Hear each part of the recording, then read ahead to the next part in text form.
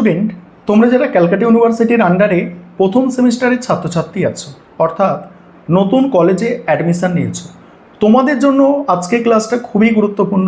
আজকে ক্লাসে তোমাদের ইএনভিএস অর্থাৎ পরিবেশবিদ্যা সাবজেক্ট, এই সাবজেক্টের 5 নম্বরের 100% কমনযোগ্য সাজেশন নিয়ে আলোচনা করব, 5 নম্বরের প্রশ্নের, এবং এই সাজেশনের প্রথম দুটো প্রশ্নের উত্তর নিয়েও আজকে ক্লাসে আলোচনা করব।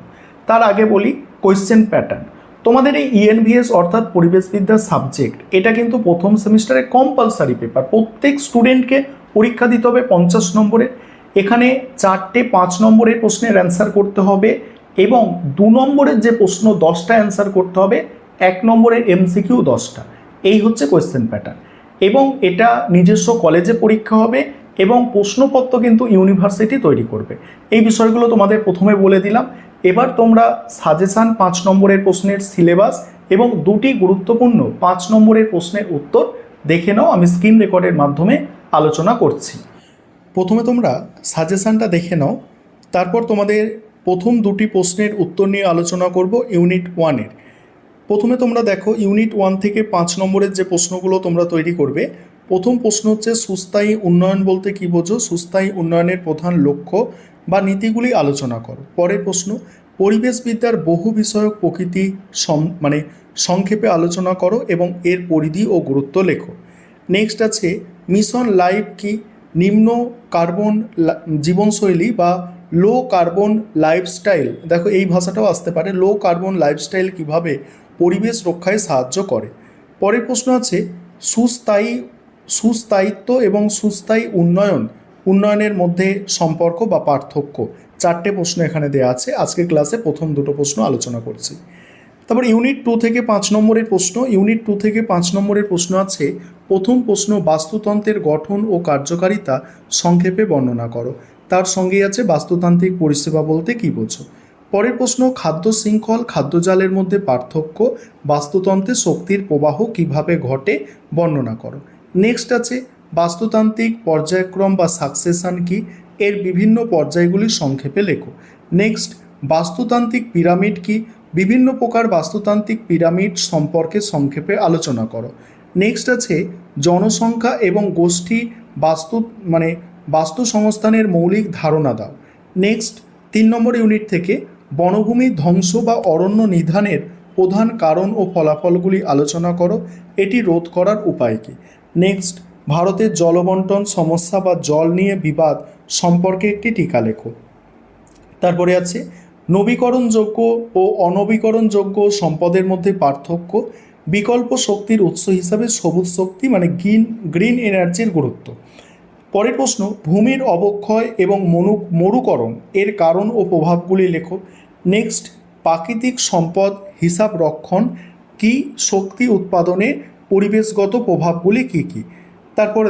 তারপরে হচ্ছে 4 নম্বর ইউনিট। 4 নম্বর ইউনিট থেকে প্রথম প্রশ্ন ইনসিটু এবং এক্সিটু সংরক্ষণের মধ্যে পার্থক্য এবং তার সঙ্গেই আছে সংরক্ষিত অঞ্চল নেটওয়ার্ক বলতে কী বোঝো। তারপরের প্রশ্ন জীববৈচিত্র্য ধ্বংসের বা হুমকির প্রধান কারণগুলি কী কী, ভারতের যে কোনো দুটি জীববৈচিত্র্য হটস্পটের নাম লেখো। তারপরে আছে জীববৈচিত্র্য সংরক্ষণের আদিবাসী সম্প্রদায়ের ভূমিকা আলোচনা করো। তার সঙ্গে আছে পিপল বায়োডাইভার্সিটি রেজিস্টার কি, মোস্ট ইম্পর্টেন্ট প্রশ্ন। নেক্সট প্রশ্ন বায়োপ্রসপেক্টিং এবং বায়োপাইরেসি বলতে কী বোঝো, তার সঙ্গে এন্ডেমিজ কি। নেক্সট পরের প্রশ্ন হচ্ছে মেগা ডাইভার্সিটি দেশ হিসাবে ভারতের অবস্থান ব্যাখ্যা করো, জীববৈচিত্র্যের বিভিন্ন স্তর সম্পর্কে সংক্ষেপে লেখো। এবার 5 নম্বর ইউনিট থেকে দেখো বিশ্ব উষ্ণায়ন বা গ্লোবাল ওয়ার্মিংয়ের কারণ কী এবং মানব সমাজ ও কৃষির ওপর এর প্রভাব। তারপরে কঠিন বর্জ্য ব্যবস্থাপনা বলতে কী বোঝো, পৌর এবং বর্জ্য নিয়ন্ত্রণের উপায়গুলি লেখো। তারপরে আছে বায়ু দূষণ অথবা জল দূষণের প্রধান কারণগুলি কী কী, এটি নিয়ন্ত্রণের উপায়, অর্থাৎ বায়ু দূষণ আলাদাভাবে করতে হবে, জল দূষণ আলাদাভাবে করতে হবে। ওজোন স্তরের অবক্ষয় বা ক্ষয়ের কারণ কি, পরিবেশে অ্যাসিড বৃষ্টির প্রভাব আলোচনা করো। তারপরে দেখো বিপজ্জনক বর্জ্য এবং মেডিকেল বর্জ্যের ওপরে একটি সংক্ষিপ্ত টিকা লেখো। এবার তোমাদের সিলেবাসটা দেখে নাও, আমি স্ক্রল করে যাচ্ছি। এখানে কিন্তু দুটো ভাষাতেই তোমাদের সিলেবাসটা আছে, যাতে তোমাদের বুঝতে সুবিধা হয়। দেখে নাও, সম্পূর্ণ সিলেবাস দেখো, তারপরেই আমি গুরুত্বপূর্ণ দুটি প্রশ্নের উত্তর নিয়ে আলোচনা করব।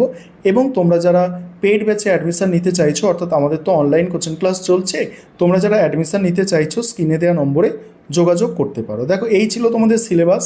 এবার গুরুত্বপূর্ণ দুটি প্রশ্নের উত্তর দেখে নাও।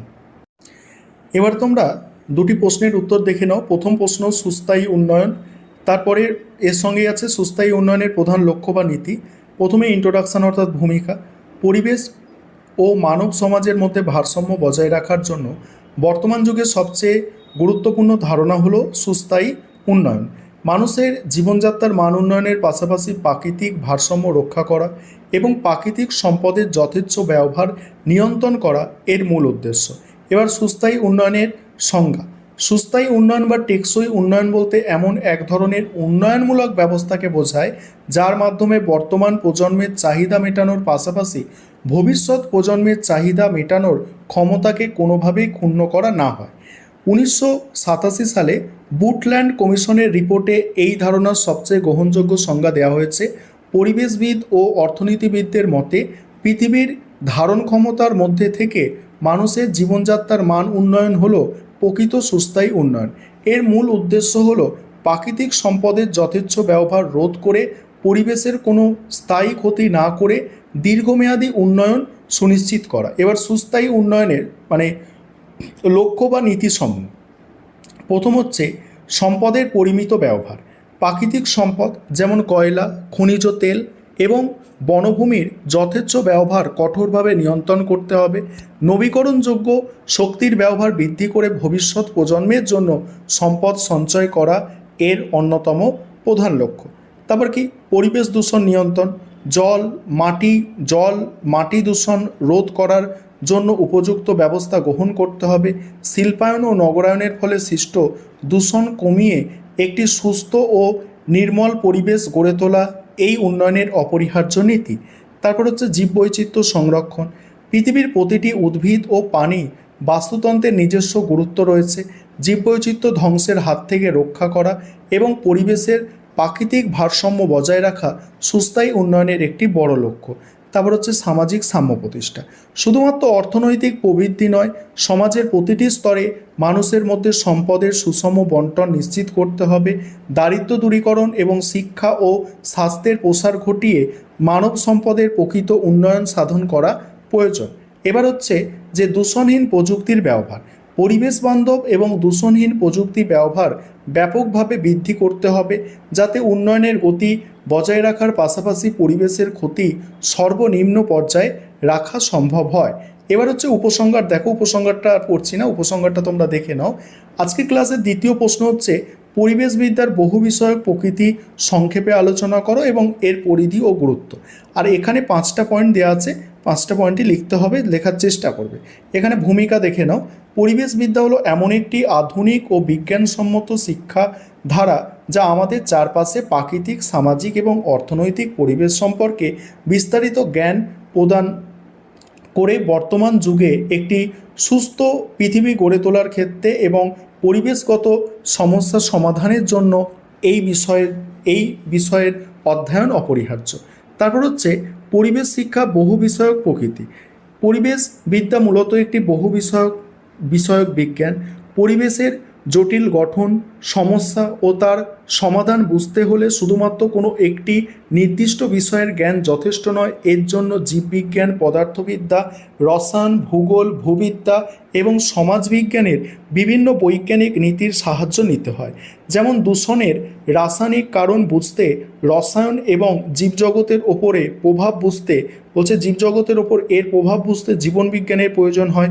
প্রাকৃতিক সম্পদের বন্টন জানতে ভূগোলের জ্ঞান অপরিহার্য। একইভাবে অর্থনীতি, আইন ও রাষ্ট্রবিজ্ঞান পরিবেশ নীতি নির্ধারণে গুরুত্বপূর্ণ ভূমিকা পালন করে। এইভাবে জ্ঞানের বিভিন্ন শাখার সমন্বয় এই বিজ্ঞানের ভিত্তি গড়ে উঠেছে। তারপর হচ্ছে পরিবেশবিদ্যার পরিধি দেখো। প্রাকৃতিক সম্পদের পরিচালনা, বনজ সম্পদ, জলজ সম্পদ, মৃত্তিকা, খনিজ সম্পদ ও শক্তির উৎসগুলি বিজ্ঞানসম্মত ব্যবহার এবং সংরক্ষণের উপায় নির্ধারণ করা পরিবেশবিদ্যার অন্যতম পরিধি।